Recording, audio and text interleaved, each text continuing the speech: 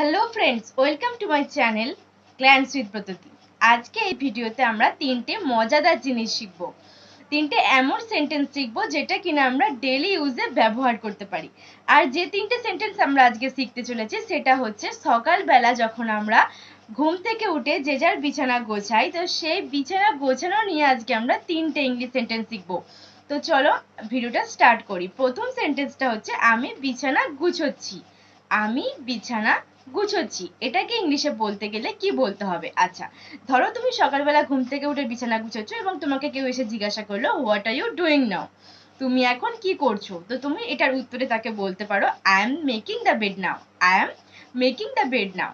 Number 2 নম্বর সেন্টেন্সটা হচ্ছে আমি কম্বল ভাঁজ করছি। আমি কম্বল ভাঁজ করছি। কম্বল ভাঁজ করাটাও অবশ্যই বিছানা গুছানোর মধ্যে একটা সেন্টেন্স পড়ে। তো চলো, কম্বল ভাঁজ করছি ইংরেজিটা হচ্ছে I am folding the bed. I am folding the blanket now. I am folding the blanket now. Blanket কম্বল ইংরেজি, এটা আমরা সকলেই জানি। ফোল্ডিং দ্য ব্ল্যাঙ্কেট অর্থাৎ কম্বলটা আমরা ফোল্ড করছি বা ভাঁজ করছি। নাম্বার 3 এবং লাস্ট ওয়ান যেটা হচ্ছে আমি বালিশ ফোলাচ্ছি। জেনারেলি আমরা বালিশটাকে নিয়ে কি করি, এইভাবে আমরা কিন্তু বালিশটাকে ফোলাই, কারণ বালিশটা আমাদের যদি ফোলে তাহলে বালিশটাকে আমরা এভাবে ফোলাই। তো এই জেনারেলি বালিশ ফোলানো ইংরেজিটাকে আমরা বলবো ফ্লাফিং।